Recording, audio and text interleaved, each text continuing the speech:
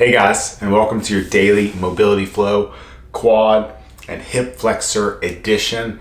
We are going to do one of our test and retest days to see how much progress we can make on your quad and your hip flexor tightness or looseness in only a few minutes. So first thing first, we're gonna do a reclining hero as our test. So you're gonna sit laces down on the ground and we're gonna lean back. If this is as far as we can get, that's fine. If you can get down to your elbows, that's better. And then let's see about how far can you go. Right now, for me, getting my head to the ground is about it. I cannot get my shoulders back. I'm gonna come out of that nice and slow. That's gonna be my pre-test. That shows where I'm starting. First thing, this is gonna sound kind of goofy, but we're actually gonna prep your ankles. So one foot out in front, like a half kneeling position. I'm gonna push this knee down, rock from side to side to work that ankle. And then I'm gonna flip it back down to the ground and I'm gonna kind of put some pressure on it. Come back up. It's kind of goofy. Think of like old school soda. You know, you do a little can thing back and forth. And the can thing, little topper thing. What do I even call those things? It's your open can with, and then you back and forth until it pops off. I actually don't know. Can tops, can lids, those things that people collect and raise money for. Anyways, we're doing that with the ankle. So we're going dorsiflexion, plantar flexion. I'm kind of using my body weight to force plantar flexion, and then my elbow and chest to force dorsiflexion. Sounds goofy to work on the ankles, but it's a huge part of mobility in general because it's the first joint up off the ground. It's the first joint, like really joint you have. Let's switch sides. For your body coming up from the floor, and so when your ankles are tight, other things have to compensate for them.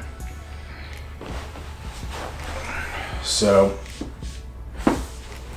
your knees, your hips, your low back end up doing a bunch of work that they were never intended to do because the ankles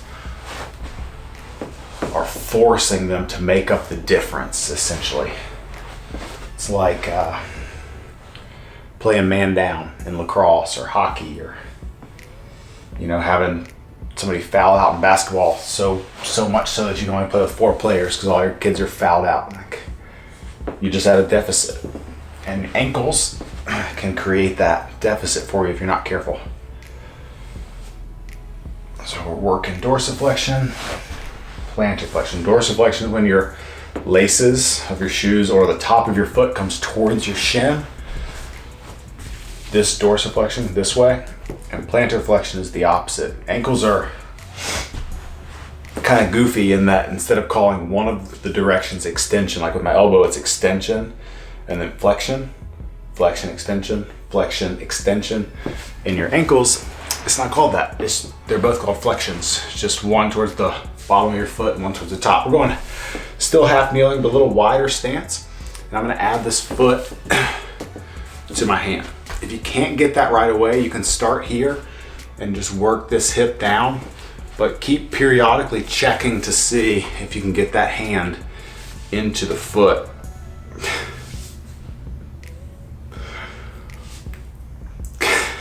That was dumb. Your foot into your hand. Put my foot in my mouth. Anyways, if you can't get the foot all the way up into the hand, keep working it periodically and checking to see if you can as you work that hip down. So I'm driving hip forward, adding the foot, and trying to really work both the quad and the hip. The more my hips go down without the knee, the more I get it up into my hip flexors because I'm getting more hip extension, the opposite of flexion. And the more I add the knee, the more I'm gonna get the quads, because the quads are knee extenders, and so I'm adding more knee flexion. Let's change sides as I fall. I'm all over the place today. All right, add that hand. Normally I'll do this with a wall right in front of me, or holding on to like a pole in the ground, like a couch or the leg of a chair, something, I mean, anything. At the gym, we've got racks that are bolted to the floor, so they're easy to grab onto. So I don't typically do this without any balance assistance.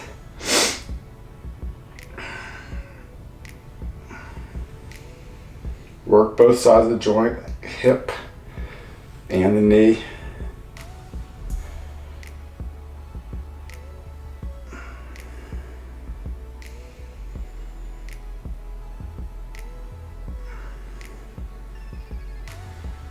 All right, go ahead and rest. We're actually gonna hit a pigeon as well too. So fold one leg in front.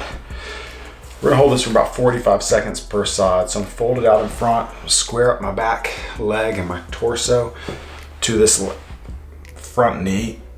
Try to get that stretch in the outside of the glute. We have about 45 seconds per side.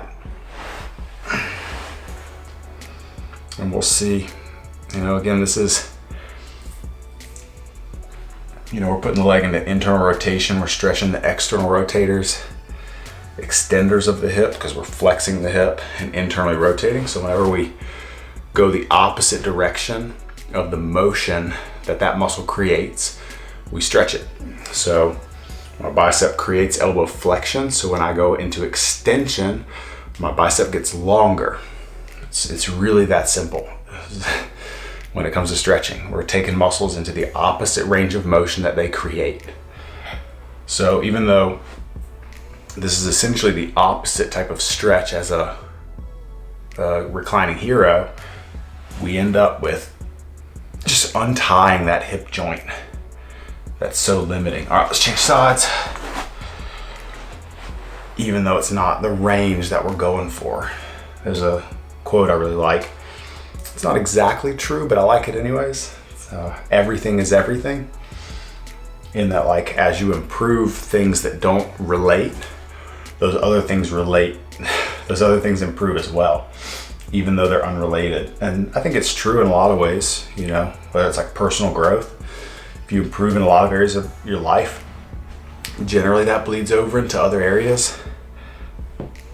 Again, not wholeheartedly true, and it's not true in all situations, but I think it can be in fitness in a lot of ways that, unless you're trying to become a specialist and do one thing really, really, really well, in a lot of ways, the better you get at generally everything, the better that improves all the other aspects of your fitness, like pull-ups and deadlifts.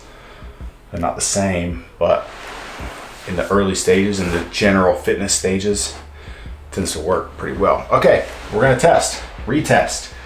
So, I'm sitting on my feet. I'm gonna walk my hands back, elbows down, head down, shoulders back. Oh yeah, look at that. Still getting a good stretch in the quads and the hips, because this is about as extended as you can go, hips and knees. So the way that your quads work is they cross your hip and your knee joint.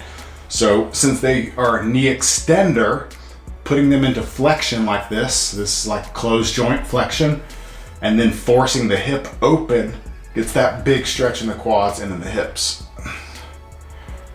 And that, ladies and gentlemen, is how you open your hips. So we don't actually have to do reclining hero to get better at reclining hero. Nothing wrong with it. I love reclining hero, actually. It's one of my favorite stretches.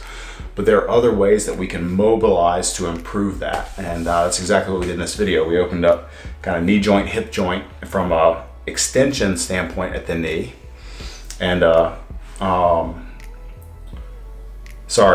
from a flexion standpoint of the knee, we flex the knee, extended the hip, and that's exactly what stretches your quads and your hip flexors. So, well done. There's plenty of other quad and hip flexor stretches out there, and I would love to get into more of them later on, but that was really good for today. That's it. I will see you guys in a couple days for a new video, and I actually think I'm going to spend a little extra time now that we've prepped that position in reclining hero. So I'm gonna get to that, You do, you know, you do you, boo. It's all good. Do whatever you want to do. I'll see you guys in the next video. Later.